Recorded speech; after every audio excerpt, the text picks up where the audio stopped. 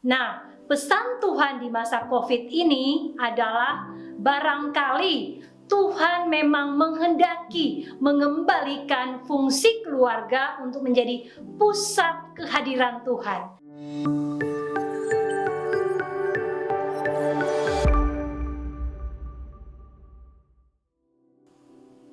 Shalom Bapak, Ibu, dan Saudara-saudari, salam sejahtera bagi kita sekalian.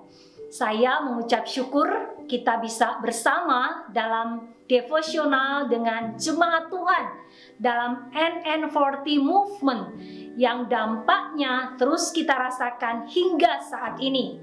Kita berdoa, bersekutu bersama setiap hari. Dan Anda yang mungkin ada di mana saja, kita mendapatkan pesan firman Tuhan.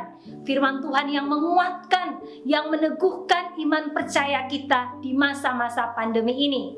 Nah, hari ini saya akan secara khusus berbagi tentang gereja di rumah. Nah, pada umumnya orang Kristen memahami bahwa kalau beribadah kita harus pergi ke gereja, bertemu dan mendengar khotbah dari Pak Pendeta atau Gembala dan kita merasa dikuatkan. Nah, sehingga kalau kita beribadah di rumah, dipimpin oleh yang tidak belajar teologi, rasanya seperti berbeda, kurang dapat maknanya atau kurang mantap begitu. Nah, di masa COVID ini semua hal menjadi berubah dan tidak bisa lagi kita beribadah seperti sedia kala. Nah, pesan Tuhan di masa COVID ini adalah barangkali Tuhan memang menghendaki mengembalikan fungsi keluarga untuk menjadi pusat kehadiran Tuhan. Nah, Dr. James Dobson melalui hasil survei yang dilakukan terhadap pasangan suami istri yang telah berhasil menjalin hubungan suami istri dengan langgeng dan bahagia.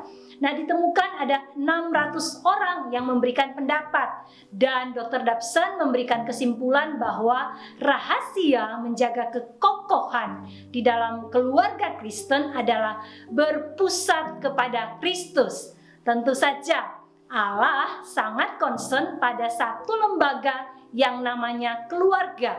Nah, di dalam Kejadian pasal 1 ayat 1 dituliskan Bereshit bara Elohim. Pada mulanya Allah berfirman. Nah, kata pertama itu adalah Bereshit. Nah, huruf pertama dari kata Bereshit adalah huruf B atau dalam abjad Ibrani kita sebut Bet. Nah, semua vokal dan konsonan Ibrani itu selalu ada artinya. Untuk huruf B atau Bet ini adalah artinya rumah. Itulah sebabnya adalah Bethlehem, rumah roti, dan juga ada Bethel, rumah Allah. Nah, pertama kali muncul dalam Alkitab yaitu keluarga atau rumah. Nah, oleh karena itu menjadi hal yang sangat penting sekali keluarga itu, bagaimana keluarga itu dibangun. Nah, orang tua harus bisa menjadi perwujudan keberadaan Tuhan di dunia ini. Bayangkan bagaimana seorang anak dapat mengenal figur bapak jika hubungannya dengan ayahnya sendiri terasa pahit dan getir. Atau anak tidak menghormati orang tua. Lihat bagaimana kehidupan Daud yang tidak mendapatkan figur ayah teladan. Kemudian bagaimana dengan keturunannya. Tapi sebaliknya, Alkitab juga mencatat suatu contoh yang manis, yang bagus sekali dari kisah Zebedeus sang nelayan. Dalam Markus pasal 1 ayat 20 menuliskan Yesus segera memanggil Yakobus dan Yohanes dan kemudian Yakobus dan Yohanes meninggalkan ayahnya Zebedeus. Nah, meski tidak dijelaskan secara rinci bagaimana Zebedeus membesarkan anak-anaknya, tapi dari respon cepat anak-anaknya ketika dipanggil oleh Yesus dan kerelaan Zebedeus melepaskan anak-anaknya untuk pergi bersama dengan Yesus, yang kemungkinan resikonya Zebedeus tidak akan lagi berjumpa dengan mereka, tetapi kita merasakan bagaimana hebatnya Zebedeus mendidik anak-anaknya sejak kecil. Nah, disinilah peran orang tua sangat diperlukan.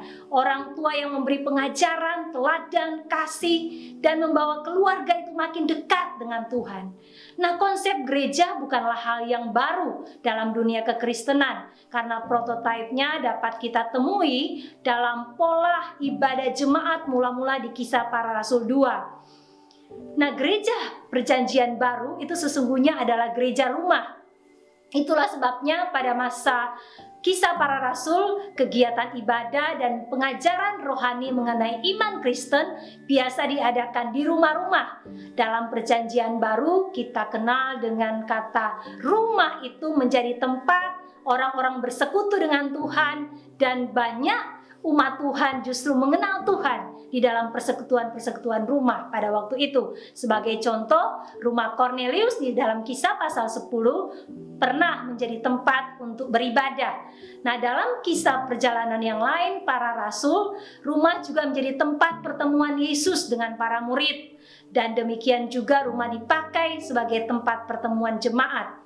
Nah, kita boleh melihat di sini pernah dipakai rumah daripada Yason di Tesalonika, rumah Aquila di Korintus, rumah Aristobulus, rumah Gaius, semuanya itu menjadi tempat untuk beribadah.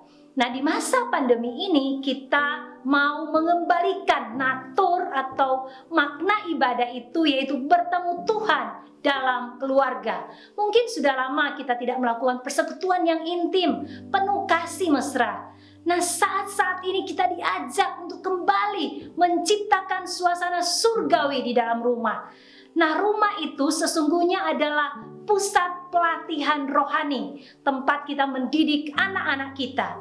Apa yang bisa diberikan dan yang diterima dalam rumah sebagai pusat pelatihan sebagaimana cara hidup jemaat mula-mula?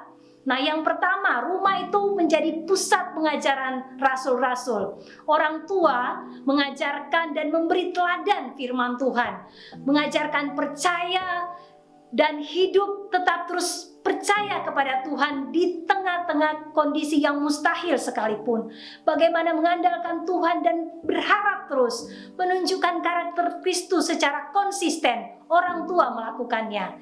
Dan yang kedua, rumah sebagai pusat pelatihan rohani. Karena di rumah itu menjadi pusat di mana kita saling mengasihi. Bukan tidak ada pertengkaran tentunya, tetapi justru kasih yang melimpah itu menutupi segala pelanggaran. Rumah menjadi tempat pelatihan karena disitulah anak-anak dilatih berdoa setiap hari. Semua orang tua di dalam rumah berdoa bersama-sama dan dikuatkan. Dan yang keempat, rumah menjadi pusat orang-orang mengucap syukur dan memuji Tuhan.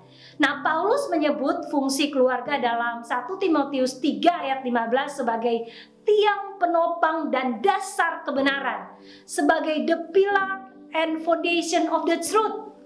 Mari kita ciptakan keluarga seperti yang Tuhan mau. Biarlah firman Tuhan hari ini dapat memberikan kekuatan bagi kita sekalian. Tuhan Yesus memberkati.